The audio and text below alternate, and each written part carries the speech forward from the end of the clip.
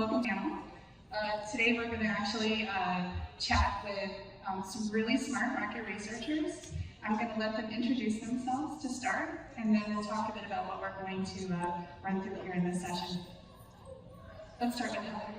Hi, I'm Heather Crosco. I head up studio research at the Walt Disney Studios. My team is responsible for all the research that's done on movies that we release, from the theatrical window all the way through the in-home window. I'm Tia Maurer, Group Scientist, Procter & Gamble. I head up some of the research for the beauty care division. And Kristen Creo, Del Monte Foods. I cover fruit and vegetables for Del Monte all the way from fuzzy front-end innovation through commercialization brand tracking. So I'm going to ask, can you hear us in the back? Raise your hand. All right, that's great. So today we're going to talk a bit about self-service research. All of the members of our panel are users of self-service research, and so they're going to share some of their tips and tricks and learnings as they've started to move into self-service research. So really to start, I'm curious, what were your motivations moving into self-service at your organizations? And let's start with you, Kristen, on the end. Yeah, we've been focusing very heavily on innovation at Del Monte, and so we had a need to just be faster and be able to have more touch points, which was both that speed and the cost aspect. So a lot of just smaller sets of questions or some assumptions we wanted to validate as we move forward, and so having a platform and a tool where we could go in and just quickly answer a few questions to keep things moving and do it from a place of knowledge versus assumption. Yeah. Sure. So at Procter & Gamble, we've really had a shift towards more lean innovation type techniques where teams are getting smaller funding, amounts of funding, and small windows of opportunity to get their research questions answered. So we have a leap of faith assumption, and then we have a few weeks and a few dollars to go figure out how to answer that question. And a lot of the full service agencies, it'll take those few weeks just to set up the research, let alone conduct it and analyze it. So in order to enable, the lean innovation, it necessitated having some DIY tools and some automation in order to get our research questions answered a lot faster. So for us, it was really about the fact that we had teams that we felt like were being under-supported in our division. So we have a lot of research that's done on a very title-specific basis for a movie, and those are things that we aren't going to necessarily move to a DIY tool because we have research partners that we use, and we have a lot of norms built up, and so those were things that we weren't planning on changing, despite the fact we're looking to innovate. However, we have teams that have small business critical questions, and we just didn't have the budget or the resources to attack that kind of those questions. And so we really wanted to bring something in-house that would allow us to do that. So it sounds a lot like innovation, saving time, saving money, all great motivators. So you all understand this as leaders, as you're leading other researchers, are you finding they're also understanding that and realizing that to be true? Yeah, I would say absolutely. I think there's been a pocket of DIY researchers at Procter & Gamble for a really long time. And I say pocket, it's a small pocket of people who actually do the research, analyze the research. Maybe they're control freaks, and that's why they've always wanted to kind of have a hand in doing everything themselves versus hiring somebody to moderate or hiring somebody to do the analysis or write the report. So it's not always money driven. We have the resources a lot of times to do the research. We want to be in the room with the consumer or, in the throes of analyzing it in SPSS or JUMP or, whatever the latest analysis package we have is at the time. But then I think the lean innovation has really pushed that so that more and more teams are hearing that buzzword and then wanting to operate in that manner and do it themselves and actually get in there and this enables them. So through this process of exploring going into self-service and moving from this pocket of researchers that are willing to try DIY, what sorts of programs have helped you get the rest of everybody else interested in doing it, if you've had some success there that you can share? So for us, it's really having a project or type of projects as an example. So our gateway and the end was flavor sorts, where it cost more money than we thought it should, it took longer than we thought it should, and it wasn't as flexible as maybe we wanted it to be with putting in our inputs, and then at the last minute having learned something new or seen a great recipe online that we wanted to throw in those flavors. And so that was sort of our low risk way in, because ultimately we get that information back. It's not heavily about the analysis, it's about the data. And once I gave a couple examples of those, that was the place where other businesses and teams were able to take it and say, okay, we're going to start here, see how we leverage it. That was successful, and then it opened up other opportunities. Tia, do you have anything to add? Yeah, sure. So as I think about it, you see one person try a tool, and then they, by word of mouth, tell someone else about it, or they write what we call smart learning reports. It's something that are 1-pagers or 2-pagers that are published on a system where they're searchable, and the entire company can see those. What we have done actually with AYTM is we brought them in for lunch and learn. So we said, hey, I know this tool works. I validated it. I got some of my geeks to look at it, my computer programmers, my statisticians, and then said, we know this is a good tool, we endorse it, and we're going to invite them in, and here's what it can do for you, do this, do that, and we explained it in kind of campaigns. And then we invited them in to a lunch and learn. We ordered pizza, people come for free food, and we said, please bring your computers, we're going to give you a license for the day, or for a few days, and we want for you to be able to try this out, right? And so we went ahead and had them in. Lev came, he did a presentation. People asked a lot of questions. They had their computers there, they played along, so doing some monkey see, monkey do, and then they were more comfortable kind of getting off of the starting blocks to do their own research that way. And then I think we had a short trial period where they could try it, and that gave them the opportunity to come upon a need for it, because you don't always have a need to run research that day. So we had a short trial period where they were able to try it for free, and that kind of got some footholds into the organization, and then people were able to try it, and then they bought licenses, and the rest is history. We've done, I think, $3 million worth of business now this past year. It's been quite a year. Heather, is there anything you want to add to that? I think our teams were just so excited for the ability for our team to provide some more support that we didn't really end up running into any challenges in terms of getting people to kind of buy in and be excited about it. So I know, Tia, you are about a year into your adoption. As you said, you've spent quite a bit with us this year. So it's not always easy, right? I'm not going to stand up here and have them tell you how easy it is, because that's not fun. So tell us some of the challenges or obstacles that came up through this time as you started to adopt it, in ways in which we were able to work together, or you internally, because I know you're a big advocate inside of P&G, to overcome those challenges, because it's just natural with new technology. Yeah, so this isn't just with AYTM, it's with any DIY software new company that we want to bring on board at P&G. We have our systems that we have to go through. And then with GDPR coming on board, it made it even more difficult, right? Because the company does not want to advertise, and it's not always blind testing, right? We're showing a concept for Pantene, or a concept for Head and Shoulders, or Olay, and people know that as a Procter & Gamble product. And if something happens and they take a survey, and then that company is hacked, and their private information, their PII, their personal identifiable information, is hacked, we might be liable, right? And GDPR is that, I think it's what, 4% of NOS or something crazy like that. And so being a big company, that's not 4% of nothing, that's 4% of a lot of money. And so we have a lot of systems that are really hard to navigate to get them into our purchasing system as a preferred vendor, and through what we call the IRISC and TPR. And there's these full processes to go through to show that you're GDPR compliant, and that we're not going to be at risk. And so yeah, it's not exactly easy, but if you talk to the purchasing folks and the folks that are in charge of that, and say, look, we wear the same badge, and this is the value that this company can bring to us, and we've done a few pilots, then they kind of lean forward and help you do that. I think you brought up a really good point, which is, dealing with procurement and compliance has become a part of our everyday life in research, and just in business in general. So how have you equally dealt with issues like that at your organizations, Kristen and Heather? Kristen, if you'd like to go first. Our procurement group, we've been doing a lot of new vendor trials and signing up new vendors lately, so we've kind of got them a little bit resigned to the fact that we are constantly coming in with, we need this vendor for this reason, and like she said, if we've got that rationale and we've had the experience and we can demonstrate that there is a unique value here, we're not just adding people for the sake of it, then that works.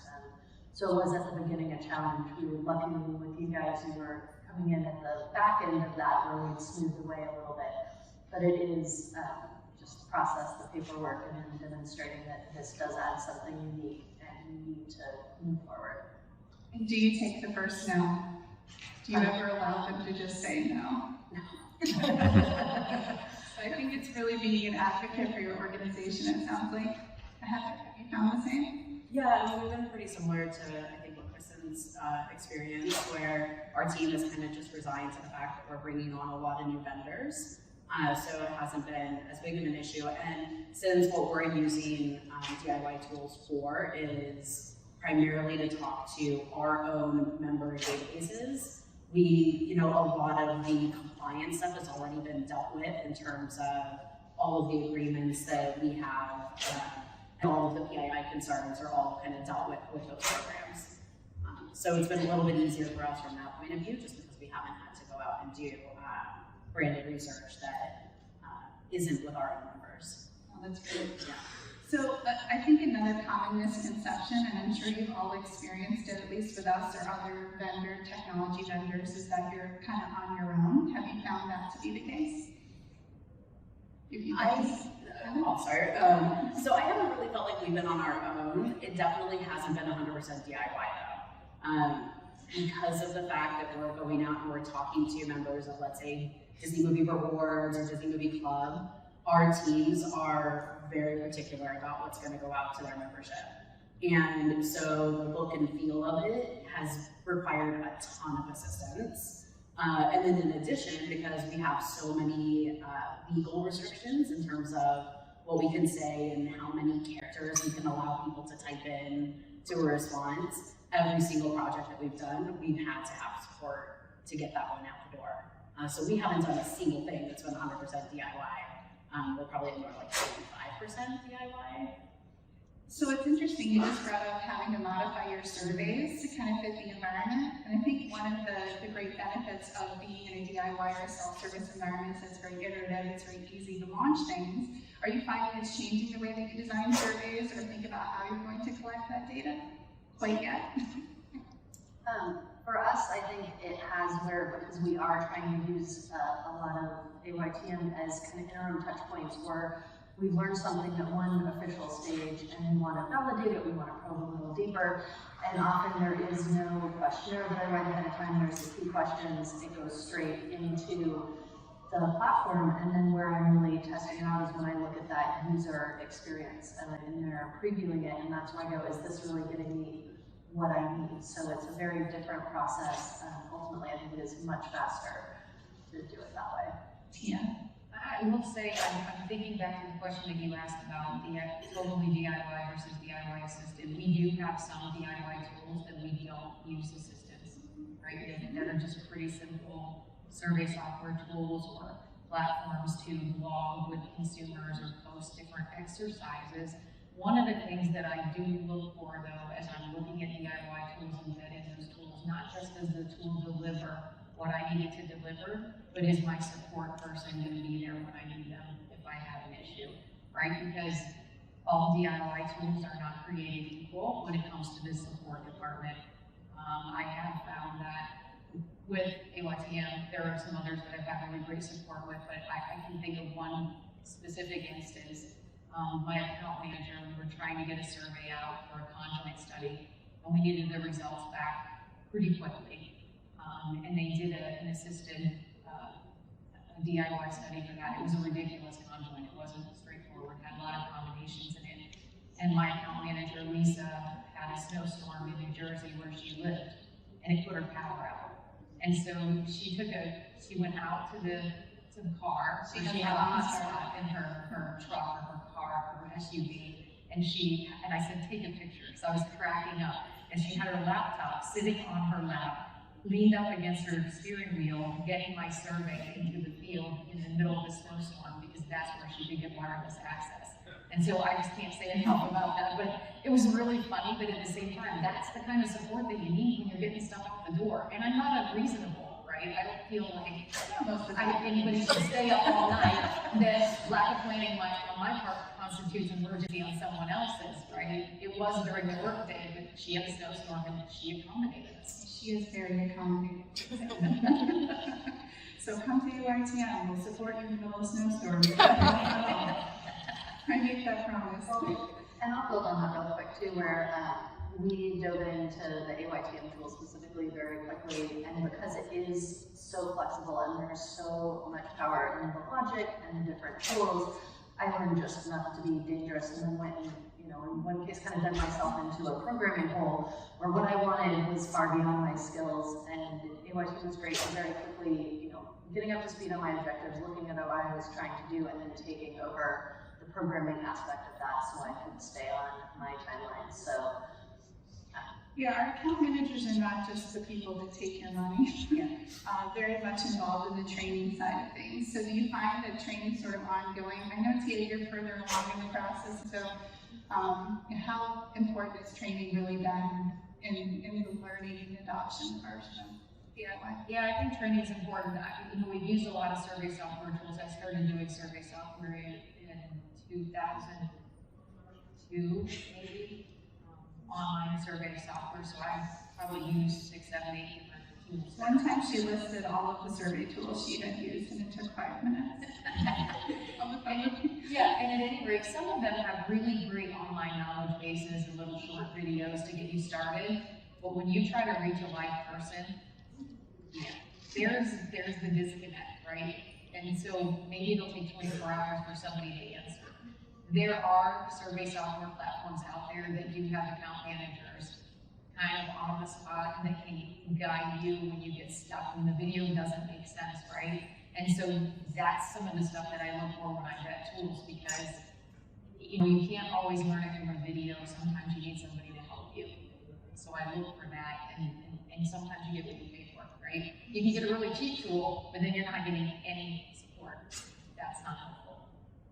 Oh, that's great. Heather, do you want to add anything to that? Yeah, I think we've been learning a lot along the way. And so we don't have a lot of members of my team who are actually trained up on using our software.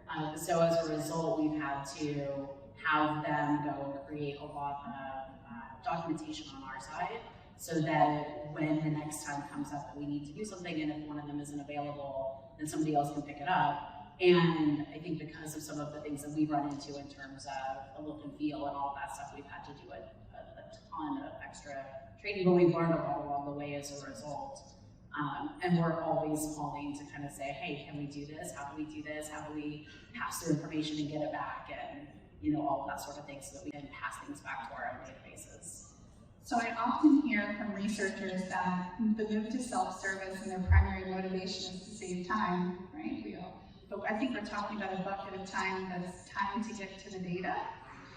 How do you make the time yourself to learn the tool? What tips have you given to your teams and to yourself to dedicate yourself to actually learning something so that you can have the time saved on the end portion? Tia? So we had the lunch and learn, right? So that was the first one. That got everyone started, because I could reach 80, 90 people at one time versus me training everybody one-on-one. The second thing that we did, then we had pockets in the organization. We said, really, this is easy. I had a one-pager that had a link to a get started video that was maybe a 2 or 3 minute video that showed them very quickly how to get started, so I can send that page to them as well.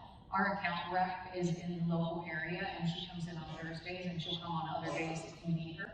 So just last week, I had someone who needed trained, and it didn't land on me. Instead, I said, here's the one-pager, here's the video to get you started. And by the way, Kelly's going to be here on Thursday. If you just send her a note, you can schedule some time with her, and she can help you program your first survey. And even if you don't have an account rep on site, they can get on and video conference with you and share computers and show you how to do that. And that's helpful, so it doesn't always land on me. So have you found through this time that you are now saving time? You had to put in a lot of time at the beginning to learn and help the team adopt. Are you finally realizing the benefits of that? Yeah, I think that's with any tool. I think you do, you have to put in some upfront time in order to save time, right? It's basic old dog, new trick, right? So your old dog has to learn a new trick, and so you have to figure out, how to do that, and once you do, then the speed starts happening. It's like riding a bike, right? You fall off a few times or whatever, and then eventually, you're riding and it's smooth sailing and you just hop on and go, and it's the same thing with any of those, survey softwares or platforms. There is a learning curve. Once you get past the learning curve, with assistance or whatever, you can do whatever you need to do and turn your data around in 3 to 24 hours. It's great. So talking about the learning curve, there's the obvious one of learning new technology. Are there other learnings that need to be had as you move over into self-service, aside from having to learn the platform? Are you flexing different skills, having to learn some new things along the way, or revisit skills that you haven't maybe in a while? So I think for us, that's what Tia was just talking about. It's realizing and remembering that, okay, the data doesn't come back with an analysis behind it, and sometimes that's great because you're looking at 2 to 3 data points and it's fine.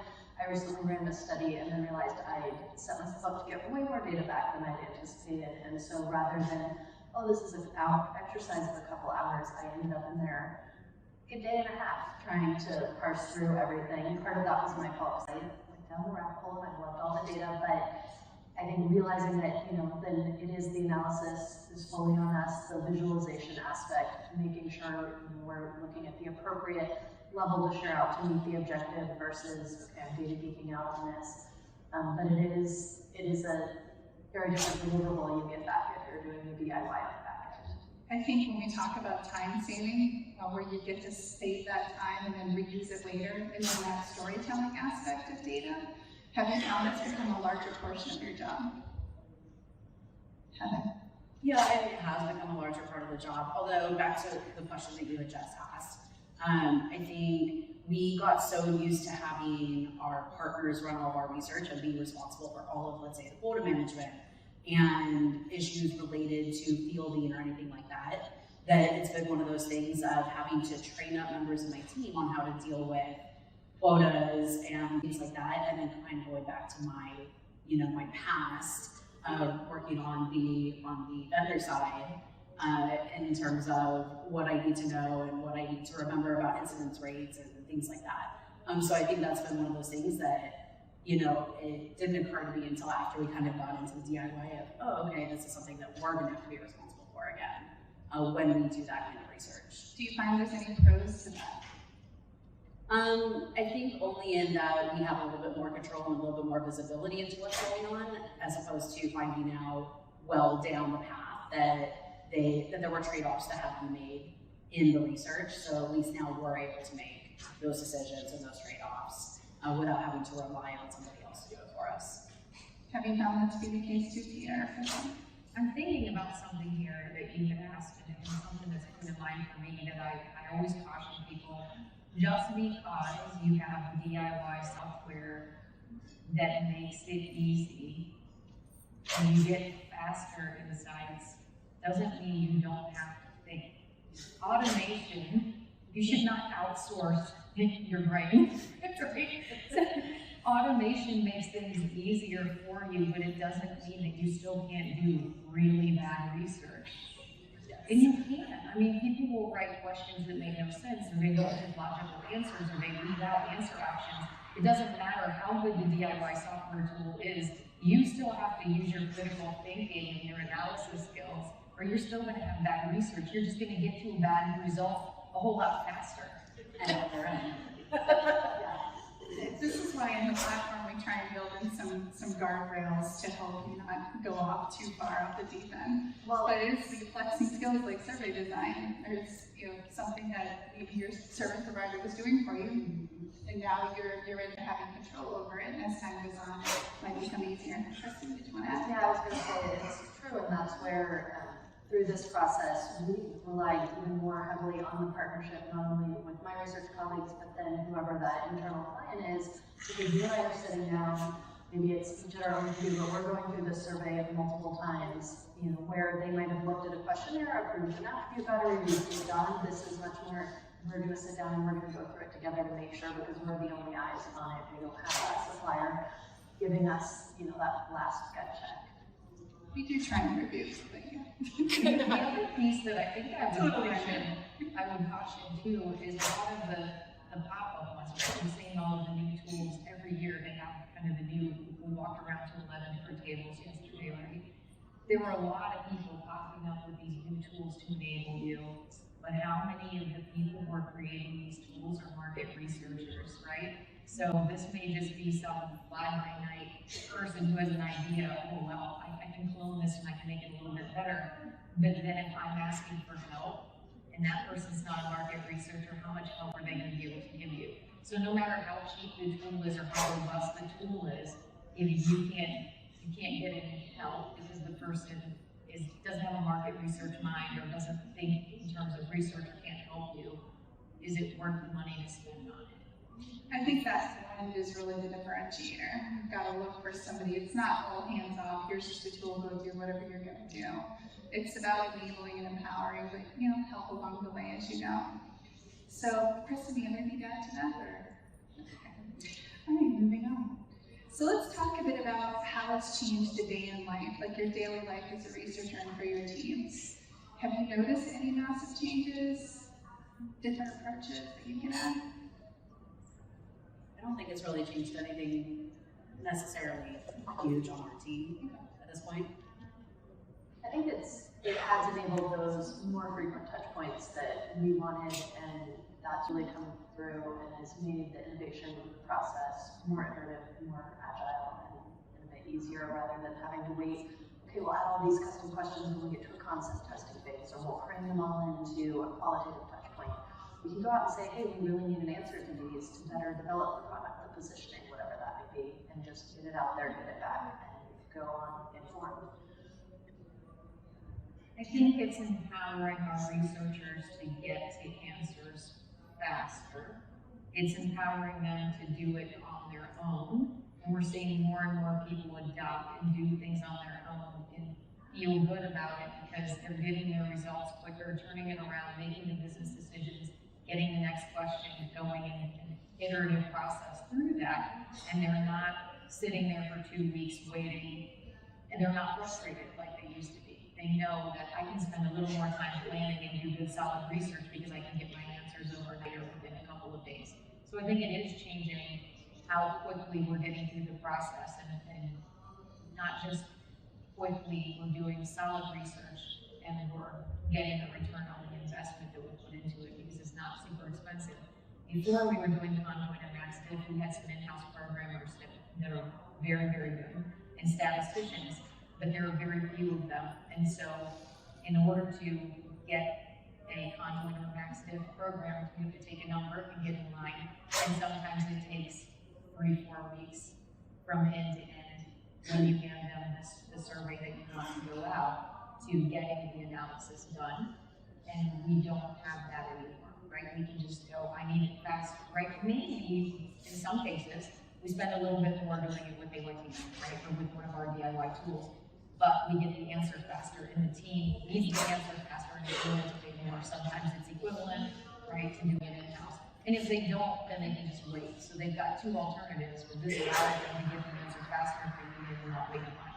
So you mentioned 2 methodologies that I think we're all very familiar with, max diff and conjoint. And what I do hear often is there's no possible way I can do that myself. That's too hard. Have you found that to actually be the case after years in DIY? Tia? Yeah, I haven't programmed Sawtooth. I think I was introduced to it once, but it's not my full-time job. And if I needed to do it, then I would learn it. But for as few as I run, it's probably not worth the old dog learning a new trick, and then forgetting a new trick, and then relearning the new trick, right? And having a license to that software for just maybe I'll run a conjoint or a max diff 2 or 3 times a year, it's probably not worth it for me to have a license, right?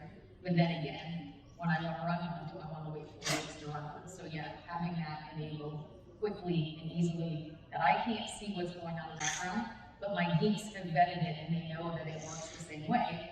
That gives me confidence that I can just go do it myself and not wait in line for 4 weeks. I think it's always interesting when a client launches something like that on their own the first time.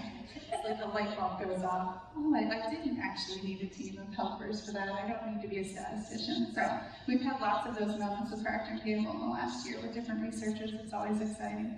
Well, I know that we're coming up on time and we wanted to make sure that we got some questions in. JC, are there any questions from the audience?